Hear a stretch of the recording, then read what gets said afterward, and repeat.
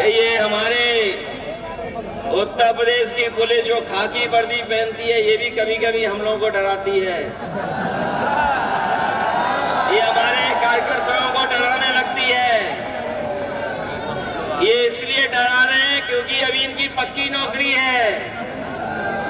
ये बीजेपी वाले आ गए तो अभी तो 4 साल की फौज की नौकरी की है। इन खाकी वालों की 3 साल नौकरी होगी। 3 साल से ज्यादा नौकरी नहीं कर पाओगे। बताओ ये किसके साथ खड़े होंगे जब इन्हें पता लगेगा कि इनकी तो नौकरी केवल 3 साल की है। फौज की नौकरी कितने साल की? और अगर इनकी नौकरी इन्होंने बीजेपी वालों ने कर दी 3 साल की, तो ये क्या करेंगे जाके घर पर? इधर हमें पता है खेतों को बचाने के लिए बहुत जानवर घूम रहे हैं।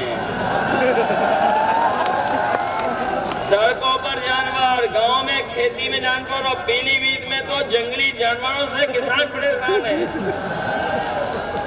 हमारे देश के और प्रदेश के बड़े बीजेपी के नेताओं को सब पता रहता है, लेकिन उन्हें ये नहीं पता है कि पीलीभीत में लगभग 300 किसानों की जान जा चुकी है, गरीबों की जान चुकी है।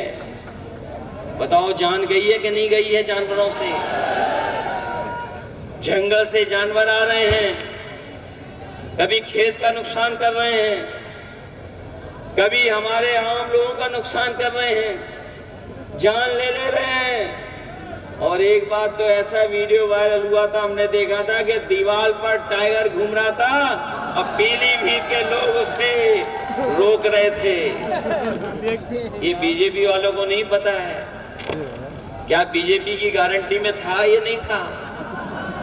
मुझे याद है 2022 के चुनाव में देश के प्रधानमंत्री कह के गए थे कि बीजेपी की सरकार बना दो। हमने ऐसा इंतजाम किया है, ऐसा अच्छा ठोस योजना बनाई है कि 15 दिन के अंदर जानवर की समस्या का समाधान कर देंगे। बताओ सरकार बने कितने दिन हो गए हैं? अब तो 7 साल हो गए उत्तर प्रदेश की सरकार के। दिल्ली वालों के 10 साल हो गए। बताओ 17 साल का हिसाब किताब लोगे कि नहीं लोगे आप लोग? ये नौजवान हमारा फार्मूला याद रखें। ये बीजेपी वाले इसलिए घबराए हुए हैं क्योंकि इन्होंने जो परीक्षा लिखाई और परीक्षा के जो पेपर लीक हुए हैं, उससे 70 लाख नौजवान घर वापस चला गया निराश होकर के। और अगर 70 लाख गया है निराश होकर के और केवल हम उसके माँ बाप को जोड़ दें, तो बताओ इनके परिवार से 3 सदस्य नाराज हो गए कि नहीं हो गए?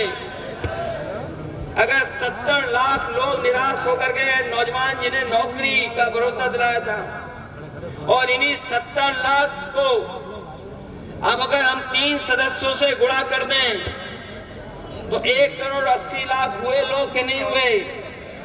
और 1 करोड़ 80 लाख का अगर हम भाग दे दें 80 लोकसभाओं से, तो बताओ 2,25,000 वोट इनका हर लोकसभा में कम हुआ है कि नहीं कम हुआ है? बताओ। पीलीभीत में तो ज्यादा वोट कम हो गया है। औरों लोकसभाओं में तो 3-3 लाख वोट कम हुआ है बीजेपी का, लेकिन पीलीभीत में तो ज्यादा वोट कम हो गया बीजेपी का। अभी तक तो हमें यही पता लग रहा है लखनऊ में कि इस बार पीलीभीत में साइकिल चल रही है, इंडिया गठबंधन जीत रहा है। ये पीलीभीत हमारी बांसुरी के लिए भी जाना जाता है।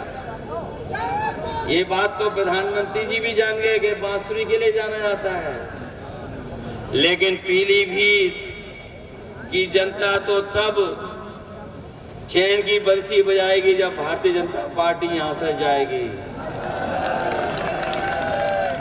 चैन की बंसी तभी बजेगी कि नहीं बजेगी? ये याद रखोगे कि किस तरह नुकसान किया इन्होंने। हमारे हर वर्ग के लोगों को दुखी किया ने के नहीं दुखी किया। हम तो अपने सभी गुरुओं, संत और सबको प्रणाम करते हैं और अपने सिख भाइयों से भी कहेंगे कि इन्होंने अपने मान सम्मान से कभी समझौता नहीं किया और कभी भी अगर देश की रक्षा के लिए इन्हें अपनी जान भी न्यौछावर करनी पड़ी होगी तो हमारे सिख समाज के लोग कभी पीछे नहीं हटे होंगे। यदि हमारे सिख समाज ने देखा है किस तरीके से आंदोलन चला था, कितने लोगों की जान चली गई, बताओ इस चुनाव में दिल्ली वालों को सजा दोगे कि नहीं सजा दोगे? अपने वोट से इनको सजा दिलाओगे कि नहीं? ये हमारे आपके भविष्य का चुनाव तो है ही है, लेकिन ये देश के भविष्य का चुनाव भी है। ये चुनाव संविधान बचाने का भी चुनाव है।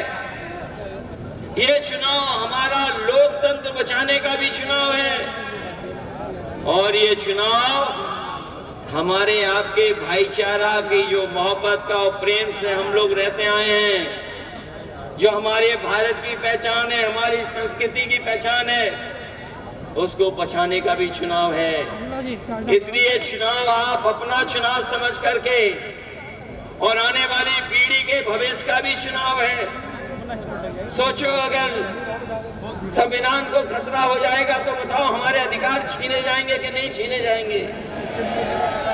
जो अधिकार हमें मिले लड़ करके देश की आजादी दिलाने के लिए इस देश के लोग एक हो गए थे, तब देश की आजादी मिली थी।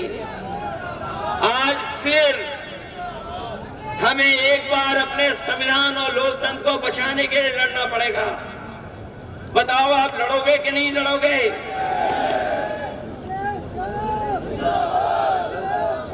ये लड़ाई कोई छोटी लड़ाई नहीं है। बताओ हमारे किसान भाइयों, एमएसपी के लिए लगभग 1000 किसानों की जान गई कि नहीं गई? बताओ। दिल्ली में जब 3 काले कानून हटने थे, एमएसपी को कानूनी अधिकार मिल जाए, 1000 किसानों ने की लगभग जान गई कि नहीं गई? तो बताओ, हम समाजवादी लोगों ने और इंडिया गठबंधन ने कहा है कि सरकार बनेगी तो एमएसपी के लिए कानून बना करके अपने किसानों को एमएसपी फसलों की दिलाने का काम करेंगे। न केवल एमएसपी का कानूनी अधिकार देंगे, बल्कि हम अपने किसान भाइयों को कह के जा रहे हैं, गरीब भाइयों को, ये जो दिल्ली वाले लोग हैं, इन्होंने बड़े बड़े उद्योगपतियों के, बड़े बड़े कारोबारियों के 15 लाख करोड़ बैंकों का पैसा माफ किया है।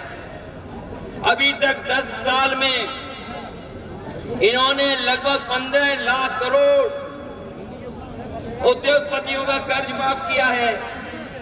और ऐसा भी देखने को मिला है कि जिन व्यापारियों ने कर्ज लिया, जो कर्ज नहीं दे पाए, उनको माफ कर दिया इन्होंने और दोबारा बैंक से उन्हें कर्ज दिलवा दिया। ये आपने आंकड़े निकलवा लेना।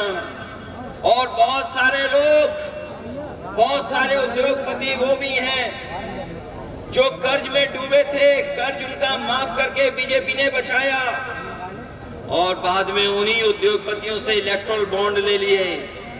बताओ, इलेक्ट्रल बॉन्ड लेने वालों का कर्ज माफ हुआ कि नहीं हुआ?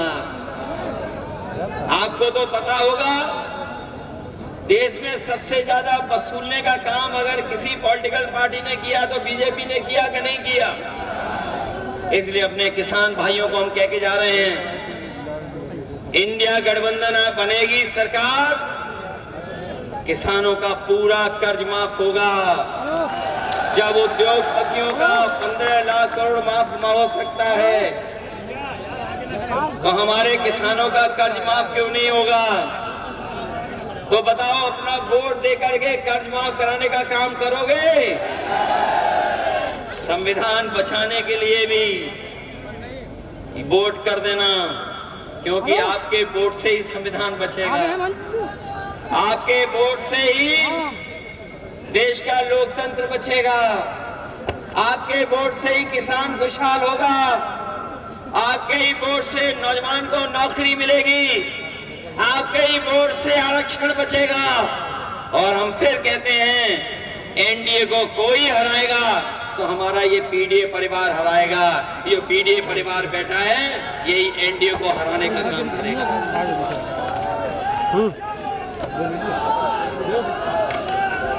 वैसे तो हमारे साथी घर घर जा रहे होंगे वोट मांगने के लिए, वैसे तो हमारे कार्यकर्ता गांव गांव जा रहे होंगे वोट मांगने। बताओ